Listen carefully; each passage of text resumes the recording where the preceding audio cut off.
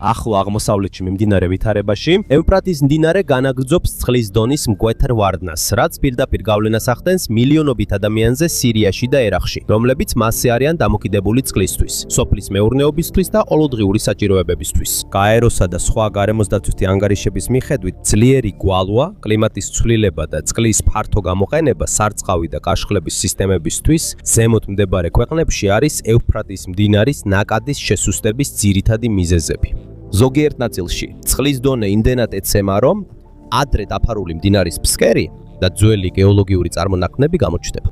ამიტომაც არსებობს ანგარიშები და ვირუსული მტკიცებები ინტერნეტში უცნაური ხრელებისა თუ სტრუქტურების შესახებ, რომლებიც თითქოს გამოჩნდება და გადაადგილდება მდინარის ფსკერზე.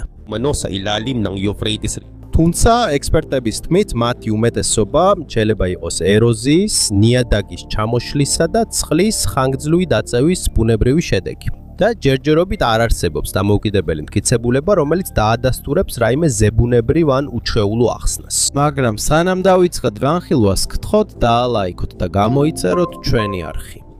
ეს ჩვენთვის კონტენტ კრეატორებისთვის ძალიან დიდი დახმარება. ასე რომ დავიწყოთ.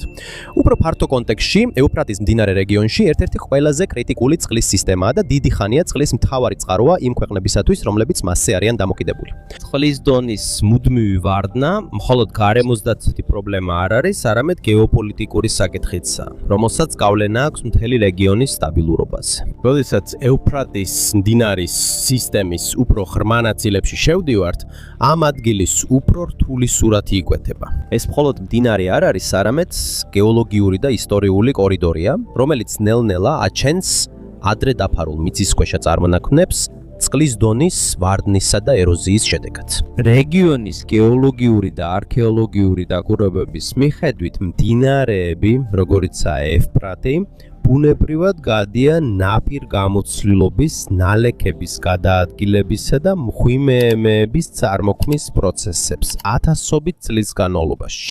როდესაც წყლის დონე იკლებს, უფრო მეტად ჩანს ხრუები და ზედაპირზე გამოსული სტრუქტურები, რომლებიც შესაძლოა დიდი ხნის განმავლობაში მიწისქვეშ ყოფილიყო დამალული. აქ ჩნდება ინტერნეტში ინტერპრეტაციების სწრაფი გავრცელება. არსებობს ჯგუფები, რომლებიც ესეთ აღმოჩენებს ბიბლიის ტექსტებთან აკავშირებენ, განსაკუთრებით გამოცხადების წიგნთან, სადაც ევფრატის მდინარე სიმბოლურ ნარატივშია მოხსენიებული, რომელიც განკითხვისა და უკანასკნელი დროის გამოსახულებებს ეხება. თუმცა მრავალი ბიბლიის მკვლევარის თქმით, ასეთი მუხლები ხშირად სიმბოლურია და არა პირდაპირი გეოლოგიური წინასწარმეტყველებები ან თანამედროვე ფიზიკური მოვლენები. ამასთანავე ისტორიულ ჩანაწერებში ხშირად მოიხსენიება ძველი ბაბილონი, ქალაქი, რომელიც ევფრატის მდინარესთან ახლოს მდებარეობდა. ისტორიული წყაროების, როგორიცაა ჰეროდოტე და თანამედროვე არქეოლოგიური კვლევების მიხედვით, კიროს დიდის დროს, წუეწატელები 529 წელს, ბუნებრივი მდინარის სისტემა სამხედრო სტრატეგიის ნაწილად გამოიყენეს ბაბილონის დასამხობად. მოხსენებულია, რომ ევფრატის მდინარის დინება შეცვალეს, რათა ჯარისკაცებს ქალაქში შესვლა შეძლებოდათ. მდინარის კარიბჭეებიდან, როცა წყლის დონე დაბალი იყო, ბიბლიურ ტექსტებში, როგორიცაა ესაიას თავი 44 და 45 არის წინასწარმეტყველების ნაწილები, სადაც საუბარია წყლის დაშრობასა და კიროსის როლზე, როგორც იარაღზე ისრაელიანთა გადასახლებიდან დაბრუნებაში. აკადემიურ თეოლოგიურ კვლევებში ეს განიხილება როგორც ისტორიული ნარატივისა და რელიგიური ინტერპრეტაციის გადაკვეთის მაგალითი. და არა ყველა კითხულობს ამას როგორც თანამამედროვე ევოლუციის პირდაპირ წინასწარმეტყველებას. საერთო ჯამში ევფრატის მდინარე კვლავ რჩება ისტორიის, რელიგიისა და ბუნებრივი მეცნიერების გადაკვეთის ცენტრად, სადაც ფაქტობრივი გეოლოგიური ცვლილებები ხშირად ხდება სხვადასხვა ინტერპრეტაციისა და უფრო ფართო დისკუსიის საფუძველი წარსულზე და მის მნიშვნელობაზე დღევანდელობაში. ისტორიული და არქეოლოგიური ჩანაწერების მიხედვით, ზოგიერთი დეტალი კიროს დიდის შესახებ არ გვხვდება მხოლოდ ბიბლიაში, არამედ არაბიბლიურ წყაროებშიც. ამას ერთ-ერთი ყველაზე ცნობილი მაგალითია კიროსის ცილინდრი, რომელიც უძველეს არტეფაქტად ითვლება და ამჟამად ბრიტანეთის მუზეუმში ინახება. ცილინდრზე არსებული წარწერა აღწერს კიროსის პოლიტიკას, რომლის მიხედვითაც იგი აძლევდა გადაადგილებულ ხალხებს უფლებას დაბრუნებულიყვნენ საკუთარ მიწებზე და ხელახლა აეშენებინათ თავიანთი ტაძრები. ისტორიკოსების თვალსაზრისით ეს მნიშვნელოვანია, რადგან იგი ერთ-ერთ პირველ დოკუმენტირებულ მაგალითს წარმოადგენს რელიგიური ტოლერანტობის ადრეული პოლიტიკისა ძველ სამყაროში. ამიტომ ბაბილონის დაცემა ისტორიკოსების მიერ ხშირად განიხილება როგორც სამხედრო სტრატეგიის, პოლიტიკური დროის შერჩევისა და ბუნებრივი მდინარის პირობების გამოყენების კომბინაცია. ეს არ ყოფილა უბრალოდ ერთი ბრძოლა, არამედ უფრო რთული მოვლენა იმპერიის ისტორიაში. რელიგიური ინტერპრეტაციის მხრივ კი განსაკუთრებით ზოგიერთი ქრისტიანული სწავლების მიხედვით ასეთი ისტორიული დამთხოვები ხშირად განიმარტება როგორც წინასწარმეტყველისლების აღსრულების უფრო ფართო ნიმუშის ნაწილი.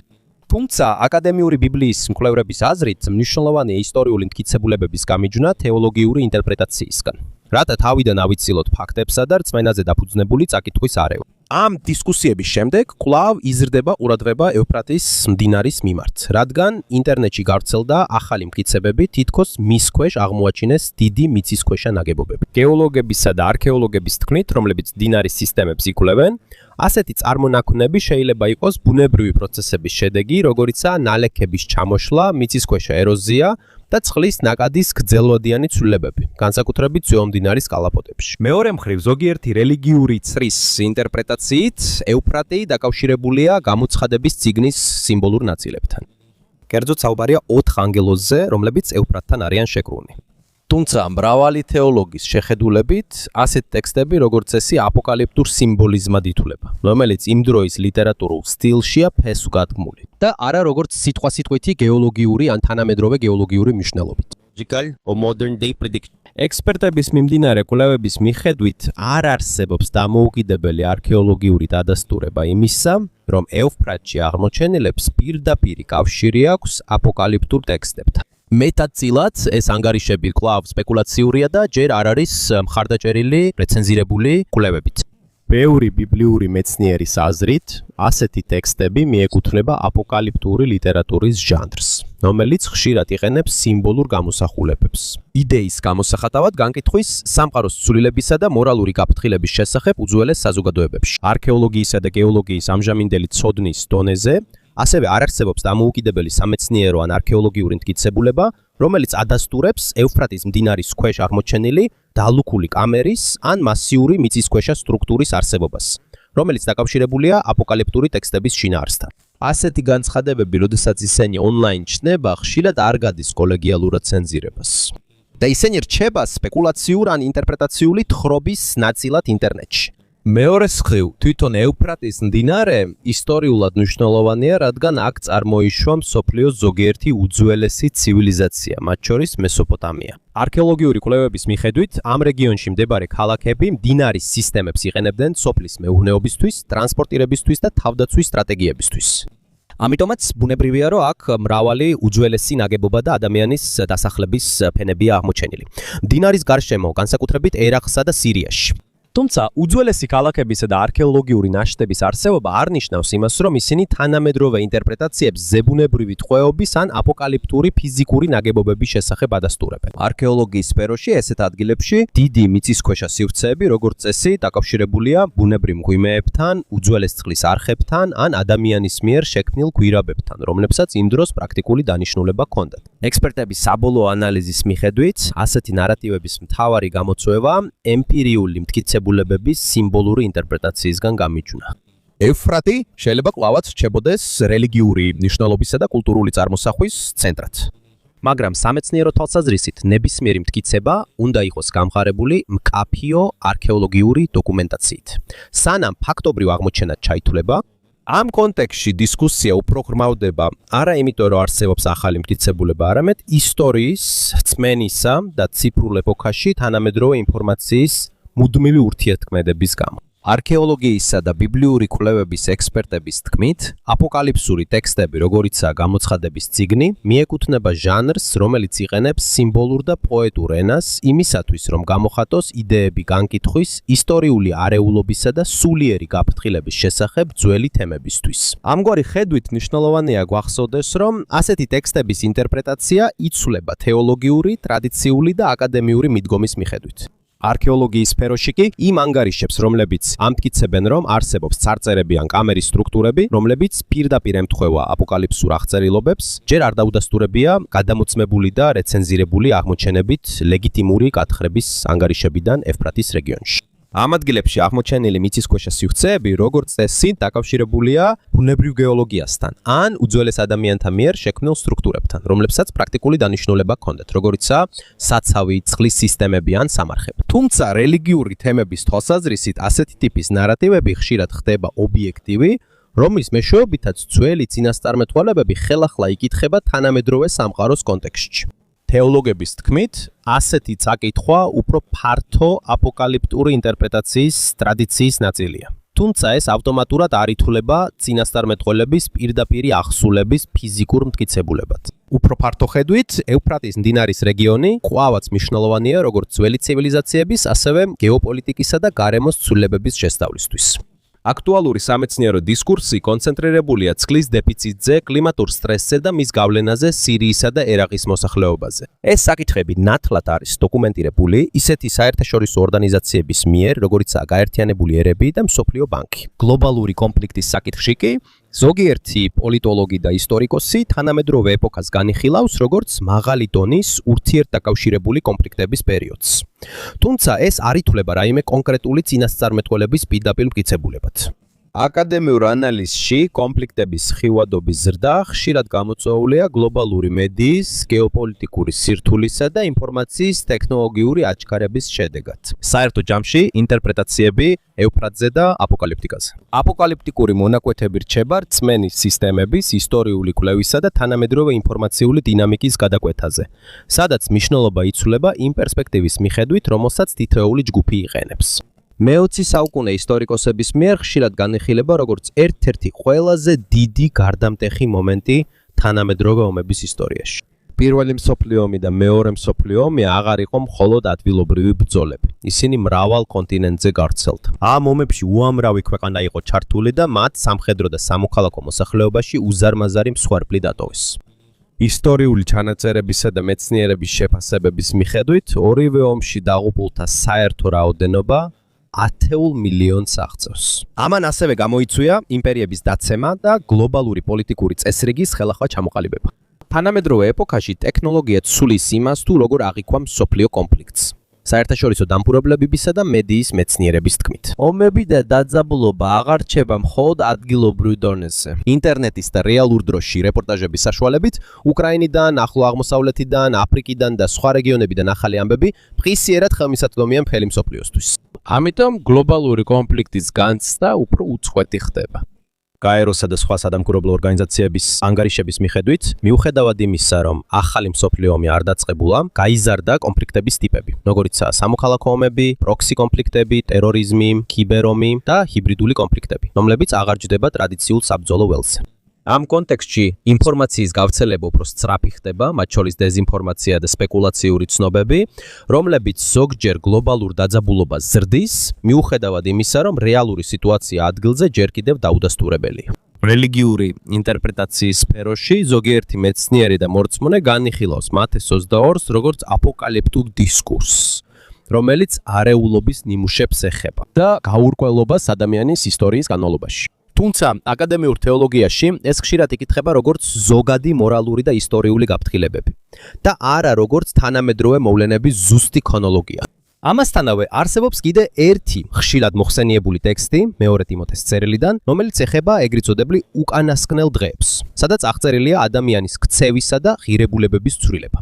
აკადემიური ინტერპრეტაციით ესეთი წერილები ასახავს სოციალურ მდგომარეობებს წერის დროის პერიოდში და ასევე შეიძლება გამოყენებული იქნას როგორც ზნეობრივი გააზრების საშუალება სხვადასხვა ისტორიულ ეპოქებში, მათ შორის თანამედროვე ეპოქაში. სოციოლოგები და კულტურული ანალიტიკოსები ხშირად ამახვილებენ ყურადღებას ადამიანის ღირებულებებსა და ქცევაში მომხდარ ცვლილებებზე მე-20 საუკუნიდან დღემდე. ზოგიერთი ყველაზე გავრცელებული საკითხი, რომელსაც აღნიშნავენ, არის საკუთარი თავისკენ მიმართული ქცევის ზრდა, სიამაყე, მადლიერების ნაკლებობა და ოჯახში მტკიცე ურთიერთობების შესუსტება. ზოგიერთი სოციალური კვლევის მიხედვით ეს არ ნიშნავს, რომ ეს ქცევები ახალია, არამედ ისინი ახლა უფრო შესამჩნევია, რადგან ციფრულ ეპოქაში სოციალური ქცევა უფრო ფართოდ ჩანს. სოციალური მედიისა და ონლაინ პლატფორმების მეშვეობით პირადი იდენტობა უფრო გამოკვეთილია, უფრო გააზრებულად ჩამოყალიბებული და უფრო მეტად იზომება ჩართულობით, მოწონებებითა და საჯარო დამტკიცებით. ამ კონტექსტში გაჩნდა რადიკალური ინდივიდუალიზმის კონცეფცია, სადაც გადაწყვეტილებებისა და იდენტობის ფოკუსი უფრო ინდივიდზეა კონცენტრირებული ვიდრე საზოგადოებას. კულტურული კვლევების მიხედვით ამას კიდევ უფრო აძლიერებს თანამედროვე ციფრული სისტემები, რომლებიც მუდმივ უკუკავშირს ქმნიან ყურადღებისა და შედარების თვალსაზრისით. ამასთან ერთად არსებობს ოჯახისა და სოციალური კვლევების სპეციალისტები, რომლებიც მსოფლიოს სხვადასხვა ნაწილში საოჯახო სტრუქტურების ცვლილებებს იკვლევენ.